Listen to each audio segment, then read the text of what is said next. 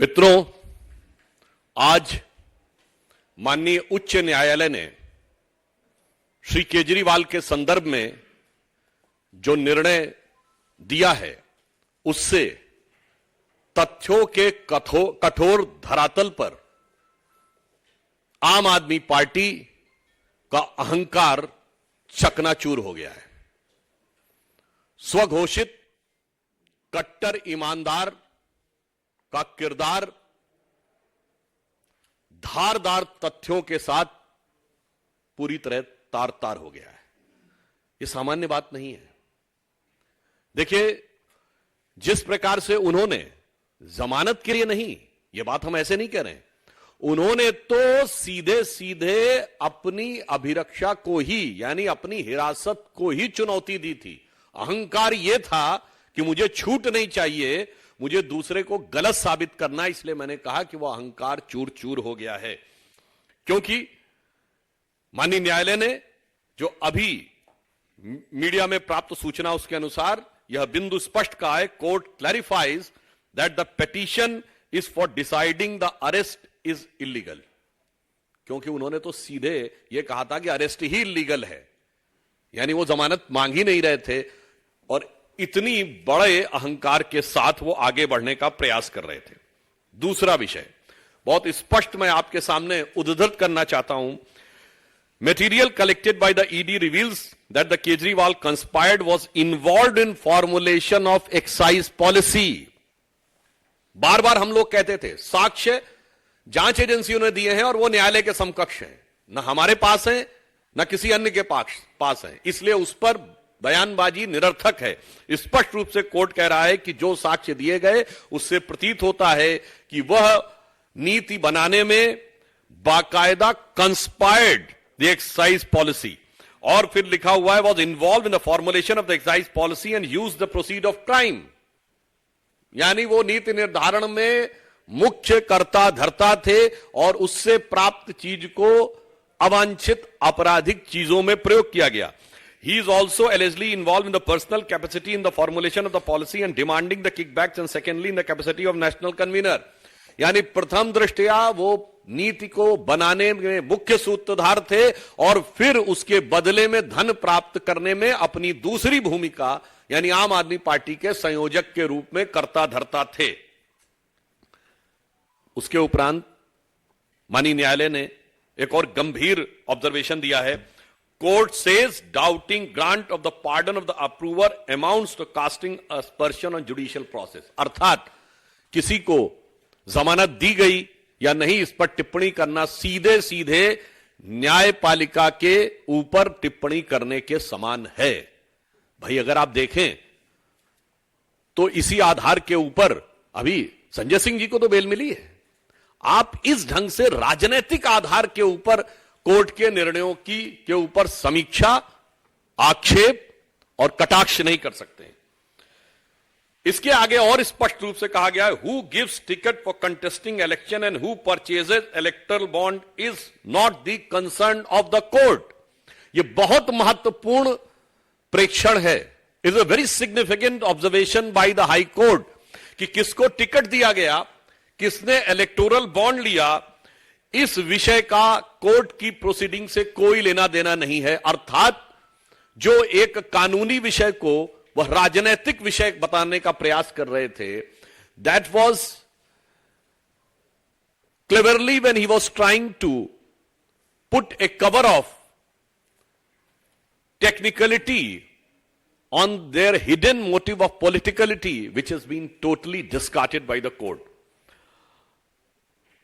अब देखिए एक और बिंदु पे कहा है, the investigating agency under the criminal jurisprudence can't be directed to conduct the investigation as per convenience of the person. जो वो बार बार कहते थे कि ईडी हमें यह बताए कि इस तरीके से मुझे जवाब देना या उस तरीके से मुझे इस कैपेसिटी में बुलाया जा रहा है, इस कैपेसिटी में। बहुत स्पष्ट कहा है कि आरोपी को यह अधिकार नहीं है किसी व्यक्ति को कि वो ये तय करे कि किन नियमों, किन प्रावधानों या किस प्रक्रिया के तहत अथवा किस रूप में जांच एजेंसी उससे जांच करना चाह रही है।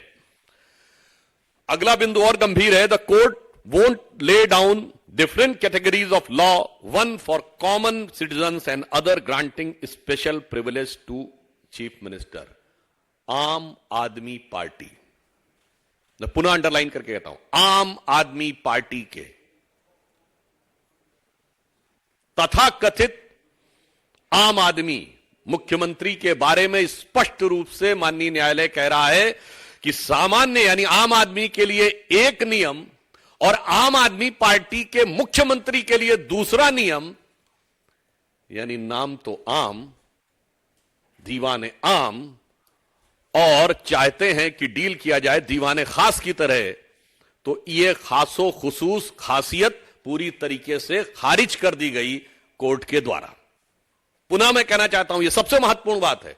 ये वही थे जो नाना प्रकार की चीजें कहते थे, मैं बंगला नहीं लूंगा, मैं गाड़ी नहीं लूंगा, मैं टोपी पहनूंगा, मैं सिक्योरिटी नहीं लूंगा, वगैरह वगैरह। जबकि मैं सारी बातें कर रहा हूं, ये सारी चीजें आवश्यकता होती हैं, सुरक्षा की आवश्यकता होती है, परंतु ये जो आम आदमी का चोला था वो पूरी तरीके से धराशायी हो गया, क्योंकि वो खुद एक खास ट्रीटमेंट चाह रहे थे। इसके उपरांत कोर्ट कहता है, court on necessity of arrest, जो उन्होंने कहा कि क्यों उनको हिरासत में लेना चाहिए। ED was in process of enough material which has led to arrest of Kejriwal, non joining of investigation by Kejriwal, delay caused by him was also impacted those in the judicial custody। अर्थात उनका बार बार ईडी के संबंध को दरकिनार करना, जवाब देने से मना करना, यह गलत था और पर्याप्त मटेरियल उपलब्ध था उनसे पूछताछ और जांच करने के लिए। दूसरा, एक गंभीर बात कही गई जो बार बार न्यायिक प्रक्रिया को राजनीतिक रंग देने का प्रयास और उसके ऊपर राजनीतिक आक्षेप करने का प्रयास है। उस पर कोर्ट ने साफ कहा है, जजेस are bound by the law not by the politics. आप उसमें राजनीति करना चाहते हैं, चूंकि आप लगातार 9 सम्मन डिले कर रहे थे, चूंकि आपको पता था कि लोकसभा का चुनाव आने वाला, अनायास नहीं आने वाला था। इसका अर्थ यह हो गया कि आप न्यायिक प्रक्रिया को राजनीतिक दहलीज तक ले जाने का कार्य आप कर रहे थे। कोर्ट ने स्पष्ट कहा है, किसी भी प्रकार की राजनीतिक गतिविधि से न्यायिक प्रक्रिया प्रभावित होने वाली नहीं है, अर्थात टाइमिंग वाली बात ध्वस्त हो गई। देन उसके आगे और उससे गंभीर बात कही है, political considerations can't be brought before court of law. जो इस प्रकार की बात कहना कि चुनाव आ रहा है, वैसे तो ये लोग इस बात के बड़े आदतन शरारती हैं।